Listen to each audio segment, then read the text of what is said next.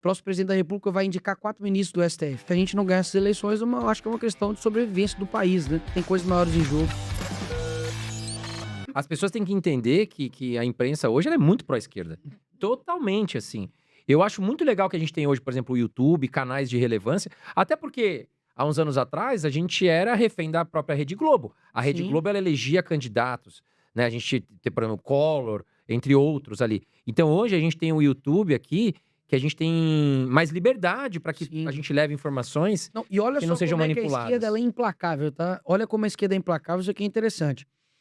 A Cazé TV, ela tá sendo o local onde as pessoas mais estão vendo os jogos. Sim. Fato, tá batendo recorde de batendo audiência, recorde. etc e tal. Beleza.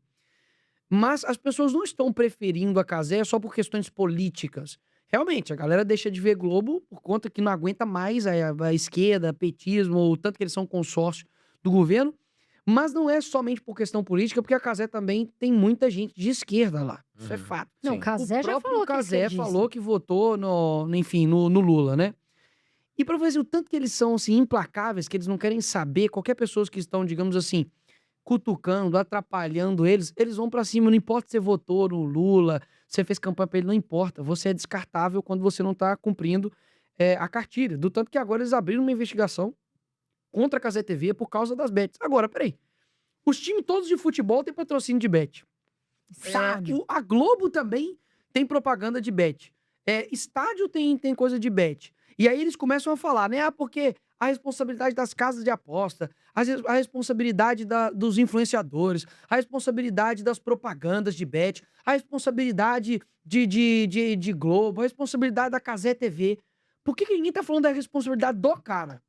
Do cara Exatamente. que vai lá jogar, entendeu? Assim, só tô colocando isso em mente porque olha como é que eles fazem. Eles legalizaram a parada. Então, mas eu queria... Eles regulamentaram as bets e agora ele vai e coloca como se ele fosse um E ele colocou padroeiro. e ele colocou um sigilo de 100 anos, eu acho. Colocou, cara, um sigilo. Colocou. E assim, não somente nos gastos dele, mas sobre a questão também em cima das bets.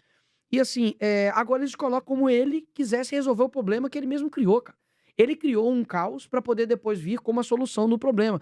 Porque muitas pessoas são endividadas com bets e tudo. Cara, não tenho dúvidas quanto a isso, né? De que realmente o jogo tem muita gente Tigrinho. desequilibrada, principalmente aqui no Brasil, etc e tal, que quer um dinheiro ali mais rápido e fácil e tudo. Mas, pô, quem regulamentou isso? Foi o governo Lula. E Exatamente. agora ele tá se querendo colocar como a Madre Teresa de Calcutá, que tá preocupado com as pessoas, tá de sacanagem, né? Mas o ponto é, abrir uma investigação contra o Cazé TV. Então, assim, Mas por que não contra a Globo? A Globo tá lotada de propaganda de bet, né? Porque com o Cazé foi isso, né? cara, Tem algum interesse por trás. né? óbvio, o governo federal derrama dinheiro na Globo, depois você vai ver lá, o que mais recebe dinheiro do governo. Agora, um ponto interessante é que isso que eu quero focar. Muitas das vezes, assim, eu cocei o meu dedo pra poder fazer um post do Cazé, né? O Cazé agora e o Cazé votando no Lula e agora, tipo assim, né? Faz o Sim, L sim, aí, sim, filho da mãe. exato. Cara, essa é a minha vontade. Mas eu posso te falar, eu tenho tentado ter uma postura de tipo, cara, a gente tem que trazer essas pessoas pra realidade, pra verdade. Uhum. Tipo, cara, olha só, o Cazé, ele é um dos maiores comunicadores que a gente tem. Fato. Ele, poxa, ali fazendo live streaming de uma forma, de um vocabulário jovem e com, enfim, com gírias e tudo, narrando muitas das vezes a coisa, que é muito difícil fazer isso. Você reagiu, fazer um react ali, reagir e conseguir falar na hora certa, parar de falar na hora certa. Meu irmão conseguiu ter o direito de ter todos os jogos da Copa do Mundo. Isso não é pouca coisa. Então, assim, Cazé, né? Se algum dia você ver isso. Cara, não somos inimigos porque você votou no Lula e eu votei no Bolsonaro. Mas, poxa, você deu o voto que colocou o Brasil no estado que tá. Inclusive, criou um monstro que agora tá indo pra cima de você. É isso que eu quero que ele enxergue. Que eu sei que em volta dos caras tem boas pessoas. Sim. Mas eu sei que também tem uns esquerdistas também ali em volta que talvez fica colocando como se, assim, eles estivessem de fato preocupados com o Brasil. Não, cara, eu tô preocupado de verdade com o país. E isso passa por falar a verdade com você. Então, assim, eu falo do Cazé, cara, em vários locais. Sem eu nunca ter encontrado ele. Sem eu nunca. Pô, o cara votou no Lula, eu poderia estar acabando com a vida dele. Mas, assim, eu acho que a gente tem que começar a agregar mais pessoas, sabe? Sim. Através da Tem verdade. muita gente legal lá. E aí, vamos falar rapidinho aqui, já que a gente tá no assunto Copa do Mundo, Mete bronca. eu vou falar o seguinte. Neymar. Tô zoando. Neymar. Se você não tá inscrito, já aproveita, se inscreve agora. E também aperta o botãozinho de curtir, vai ajudar muita gente aqui. Ney, a gente gosta de você. Vem, menino Ney. Não, a gente gosta, eles gostam, eu amo. Eu amo, Ney. Presta Mas atenção. o brasileiro Mas é o muito Vini Júnior injusto jogou com o Neymar, eu demais. acho. Eu acho que ele é injusto e assim, ele não quis dar entrevista pra Globo. Já saiu de lado, não quis dar, porque a Globo mete pau no Neymar, a gente sabe. Ele chegou ali por respeito, obviamente, ao Denilson, porque o Denilson tava ali, Não, mas Denilson é demais, eu amo quando ele Denilson bateu o também. olho e viu que era a Globo, falou, cara, não dá, né? Não dá. Não Ó, dá. Denilson, Amaral, Vampeta, quem mais? Neymar e Rivaldo são os que me trataram melhor. Esses aqui, vão morrer no meu coração. Veloso, ixi, tem um monte. Edmundo, eu trabalhei junto. Mas vamos falar do que o Lula falou sobre o Neymar. Que ele falou que o Neymar tá trabalhando home office. Eu acho que não pegou muito bem. Por que você não acha que isso foi chato? Pô, não é uma coisa desagradável? Cara, olha só, um presidente da República, ele tem que tratar as estrelas do seu país, né, não somente em âmbito esportivo, mas intelectual, com valor, né? Afinal de contas, quem mais no mundo tem o Neymar? Só o Brasil, né? Só o Brasil. Então, assim, olha o exemplo que o presidente da República, né, digamos assim, o piloto da nação dá para o resto do país. De que, olha, as nossas estrelas a gente trata assim, com desdém, com desvalorização. O cara que passou, enfim, por uma recuperação, né, física gigantesca. Tem vídeos, né, ali do Neymar ali, assim, gritando de dor. Você Quase vê ficou paraplégico. você vê o joelho dele, cara, todo cheio de corte, né, passou por muitas cirurgias. Os números comparativos dele, quando ele tinha 25 anos, com qualquer outro jogador aí, assim, é inigualável. Assim, conseguiu levar o Brasil pro mundo, né? É a nossa estrela, querendo ou não. Quem vai substituir o É Neymar? o último craque que a Não gente sei, teve. não sei. Craque, assim. Então, assim, fora olha da como é curva. que ele trata, né? Assim, inclusive com a criança, né? Eu não tenho dúvidas que eles estavam torcendo pro Neymar não ser convocado. E eles estão torcendo pro Neymar também não fazer nada. Porque Mal. é assim que a esquerda faz. Eles torcem pro mal, pra poder, sabe, o país não ir pra frente. Eles só estão preocupados com o poder pelo poder. Afinal de contas, o Neymar tomou uma posição. Desde 2018, o Neymar, sabe, politicamente se posicionou ao lado do direita, ao lado do Bolsonaro. Fez campanha pro Bolsonaro em 2022. E enquanto os Estados Unidos, né, ele reverencia os atletas olímpicos, por exemplo, a gente esquece dos Neymar é nossos. aplaudido na Argentina. Não tá nem aí. Não, cara. O Neymar... Você viu as imagens de Bangladesh? Cara, Bangladesh, o pessoal todo de verde e amarelo comemorando. Fizeram uma estátua gigantesca do Neymar. E a gente aqui fica... Ai, porque o Neymar... Ai, porque... O que Neymar o quê, cara? Você não sabe diferenciar as coisas. Né? A vida pessoal dele é a vida pessoal dele. Agora, dentro de campo, esquece. Gênio. Sabe? É um gênio, é um Tá gênio. entre os 10 melhores da história do Brasil, com certeza. Tem gente aqui que Entre os pode 10, entre criticar. os 3, com certeza. Mas esquece. o Neymar, se ele tivesse jogando ali, se ele tivesse um Ronaldinho Gaúcho do lado dele, na época que tinha o Rivaldo, o Ronaldinho, putz, o Neymar, a realidade, falando um pouco de futebol, assim, eu entendo alguma coisa, cara, o Neymar jogou sozinho muitas vezes, assim, não sozinho não, mas ele não tinha outros craques do nível dele pra ajudar. Ele era o cara que tinha que fazer... Ele era o único ali, então por isso que ele foi tão cobrado. Porque na época do Ronaldo Fenômeno, a gente tinha o Ronaldo Fenômeno, o Rivaldo, o Ronaldinho Gaúcho, Roberto Carlos, Cafu. Você tinha mais pessoas pra dividir Claro, o fardo, ali né? o fardo. O Neymar, cara, se a gente pegar a última Copa, por exemplo, pô, ele jogou bem pra caramba. Ele não teve culpa que o meio campo, a zaga ali, deu uma vacilada e tomamos o gol da Croácia e fomos pros pênaltis. Mas, pô, o Neymar, Não, os aquela números cena dele, dele... cara, faltava 4 minutos. Pra quê, né? Aquela cena dá uma Exato. dor. Voltando um pouquinho a falar sobre política no Brasil, que é o que esse ano estamos nos aproximando, Sim. o Flávio é o grande nome da direita, vamos falar assim, né? Pelo menos é o que está em primeiro nas pesquisas representando a direita. E nós temos ali o Lula com a esquerda. No começo do ano, o Flávio, ele aparecia até em algumas pesquisas em primeiro, né? Se não fosse no primeiro turno, no segundo turno.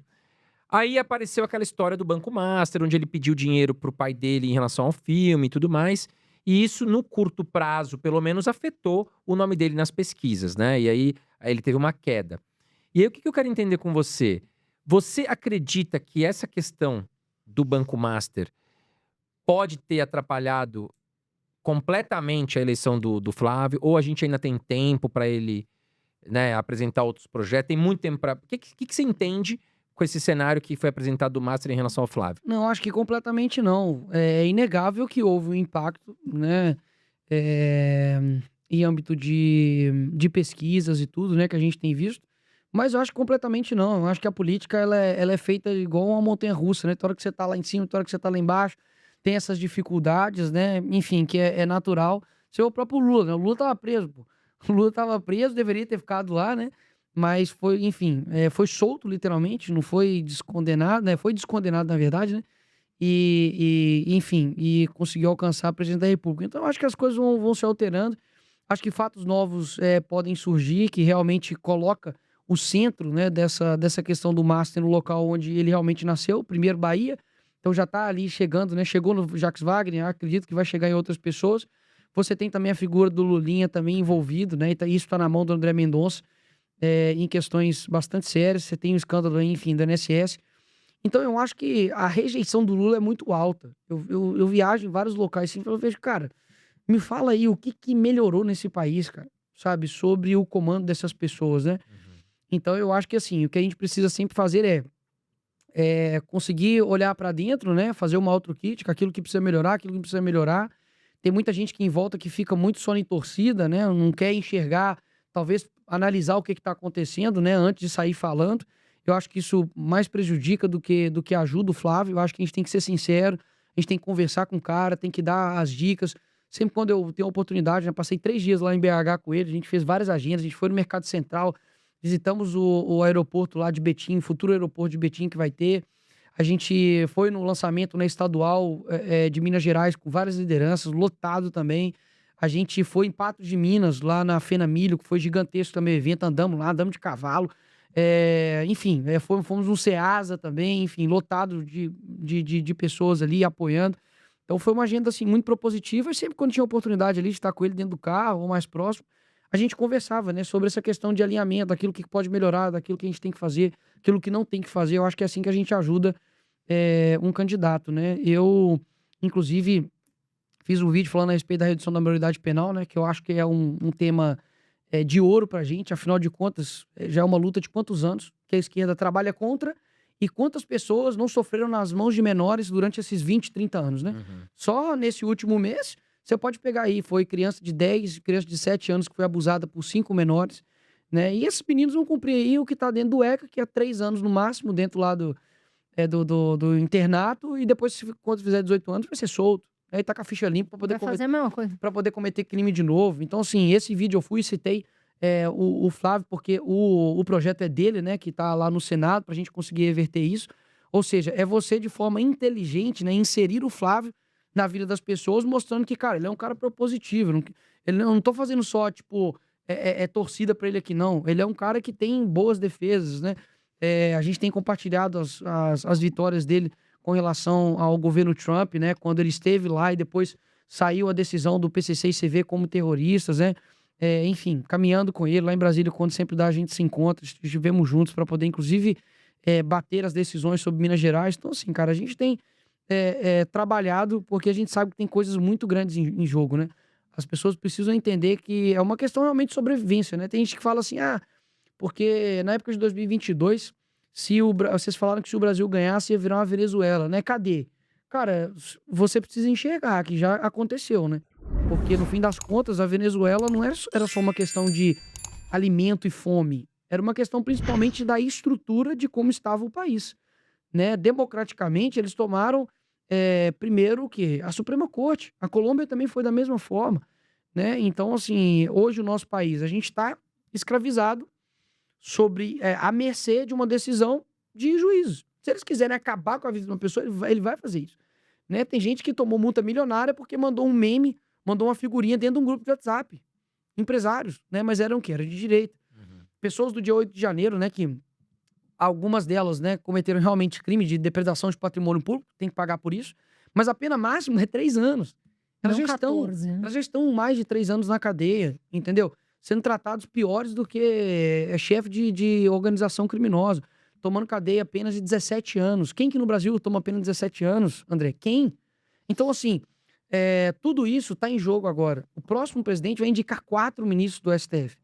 Se você não compreender isso, né, o que está em jogo, né, e a gente conseguir colocar, enfim, divergências, dificuldades de lado, é claro que tudo tem um limite, né? A gente precisa ter um limite moral, um limite, enfim, realmente, digamos assim, do pragmatismo político, né, que as pessoas falam, mas que até então, né, quando saiu mesmo a questão do Master, eu falei, olha, até então não tem indício de legalidade. ele tá explicando a respeito disso, mas muita gente é o seguinte, antes mesmo dele se pronunciar, as pessoas já foram afirmando um monte de coisa que na verdade não era. Aí veio um e falou, não tem nada a ver, nunca captamos dinheiro pro filme. Aí depois o Flávio chegou e falou, não, a gente foi lá de forma legal, sem nenhum crime, pedir o dinheiro para poder financiar de forma privada um filme. Então, assim, percebe que muitas vezes a galerinha que tá aqui atrapalha o próprio cara. Porque, velho, deixa o cara falar a versão dele, pra ele, né, se defender, e a gente olha, vê, é verdade, então tudo bem, né, estamos juntos. Eu acho que é assim que tem que ser feito. Da última vez que eu conversei, por exemplo, com o Jair, e ele é um cara, enfim, fenomenal, né, a gente sente muita saudade dele, porque é um cara que tem um carisma inigualável, que ama ter contato com pessoas e tá preso dentro de casa, né, por um crime que ele nunca cometeu, né, injustamente. Inclusive, teve, né, uma entrevista que eu dei pro SBT, eu fiz uma brincadeira, falei, pô, parece que o Brasil gosta, né, de um ex-presidiário, né, porque um ex-presidiário que era o Lula, virou presidente, né, o Bolsonaro também pode virar a ser presidente, né, mas é claro que as situações completamente diferentes, né, o Bolsonaro tá preso injustamente, né, preso por um crime que ele nunca cometeu, né, um golpe que nunca existiu, diferentemente do Lula, né, preso por crime de lavagem de dinheiro e corrupção passiva, né. Mas o que eu quis dizer com isso, né, que as coisas podem mudar, né, as coisas, da mesma forma como um estava preso, Dilma sofreu impeachment, né, o PT com a moralidade lá embaixo, gente sendo presa na Lava Jato, a coisa não alterou. Então a coisa eu acho também que pode alterar também a favor do Brasil, a favor da direita, novos fatos podem surgir para que a gente consiga reverter isso. Eu já disse já anteriormente que eu tô, assim, como um soldado nessa, assim como eu fui em 2022, a gente rodou todas as capitais do Nordeste, Carol, todas. Não foi missão que o Bolsonaro falou, Nicolas, vai lá e vira voto para mim, não. O Guilherme Batista, que é um pastor, foi, idealizou o evento, chamou a gente, falou, vamos fazer, vamos. Juventude pelo Brasil. Fui seguir, entrei no avião, sem saber o que estava acontecendo, beleza. Fui lá, a gente fez, enfim, as viagens. Conseguimos ter um resultado muito bom. Cara, as imagens são fenomenais, assim. Muita gente jovem, sabe? Gente com vontade mesmo de mudar. E agora não vai ser diferente, né? A gente tem 9 candidatos, pré-candidatos a deputado estadual em Minas Gerais. E todos eles vão fazer campanha para o Flávio, né? Toda a nossa base tá sendo direcionada, obviamente, para poder fazer campanha para o Flávio. Então, assim, eu acho que a gente tem que fazer campanha de forma inteligente, né? Infelizmente, a gente foi o governo de direita que realmente falou sobre... tinha um presidente honesto, sério, colocou pessoas boas, mas também fomos o primeiro projeto que não conseguiu ser reeleito. Então, a gente precisa olhar para nós mesmos e fazer uma autocrítica, né? Olha, isso aqui precisa ser certo, a gente precisa melhorar essa comunicação, a gente precisa acertar isso aqui, fechar a brecha nisso, a gente precisa ter adesão, porque muitas vezes o que eu sinto é um esforço muito grande em coisas que não geram efeito, né? As pessoas não querem ficar sabendo de briguinha, de Twitter, sabe? Por isso que eu ignoro, eu só trabalho, sabe? Foco ali em formar base, informar os nossos candidatos, da gente conseguir formar a base cultural. Pô, eu tenho 3 livros de 3 áreas diferentes, o cristão e a política, Criando Filhos para Amanhã, que é um tema mais em âmbito de familiar, e o ele é ele, ela é ela, né, pra criança, assim, ontem mesmo, sabe, uma professora chegou, cara, eu coloco isso dentro da minha sala de aula, entendeu? Eu tenho uma aula específica sobre isso. Então, assim, eu acho que esse é o tipo de trabalho, tanto com o mercado também, reuniões com eles, que, por exemplo, a gente teve hoje, de mostrar a realidade, de pegar ideias de cada um deles e falar, cara, vamos fazer um projeto junto, vamos mudar a história disso, porque senão os bilionários do nosso país ficam botando dinheiro só na esquerda, né, em projeto falido que não dá certo. Vamos ter um projeto de país? Vamos. Então eu acho que é esse tipo de política que eu quero construir, sabe? Uma política que tem proposta, que aponta o problema, mas também tem a solução, né? Foi noticiado em todos os canais de comunicação. A Michelle Bolsonaro, ela postou um vídeo na sua rede social fazendo críticas ao Flávio Bolsonaro, falando que ela foi maltratada, que o Flávio não deu atenção para ela. E isso repercutiu muito na imprensa. Muitas pessoas falando, poxa, isso não deveria ter vazado, essa roupa suja se lava em casa, uma questão de família e tudo mais. Eu queria entender qual que é a sua opinião sobre isso. Olha, respeito Flávio Bolsonaro, respeito Michele. Espero que isso se resolva o mais rápido possível. Afinal de contas, tem coisas maiores em jogo. Eu não vou dar nenhuma opinião a respeito disso, porque isso pode gerar mais narrativas, mais manchetes, mais falas que podem contribuir para um atrito. E eu não tenho dúvidas que a gente tem uma missão e um foco, que é tirar o PT esse ano. Então, qualquer coisa que possa contribuir para isso, eu farei, de derrotar o PT. Aquilo que não contribui, realmente eu permaneço calado. Porque, no fim das contas, Eu sem falar, o pessoal já tem um pessoal falando que eu que tô por detrás disso, imagina eu falando, né? Então eu fico em silêncio porque o meu papel realmente é só um, é ser soldado nessa batalha, fazer com que a gente vença o PT, fazer com que as pessoas tenham noção do que é essa eleição esse ano. O próximo presidente da República vai indicar 4 ministros do STF. O próximo presidente da República, literalmente, né, vai continuar tendo a máquina estatal da maneira como está, perseguindo opositores ainda mais, obviamente colocando um plano, né, que já está em vigência de censura da internet, de calar as outras vozes, a anistia das pessoas do dia 8 de janeiro, a própria anistia do próprio Jair Bolsonaro, que é a nossa liderança e única liderança. Então, eu espero que se resolva o mais rápido possível. Meu papel é orar e ser um facilitador nisso. Eu sei o momento de eu falar e sei o momento de eu ficar em silêncio. Aproveitando, quando a gente fala, eu vejo você muito como um soldado mesmo ali, à direita, né, defendendo o Flávio, os interesses do Jair Bolsonaro. Você sempre declarou até a sua admiração pelo Jair Bolsonaro.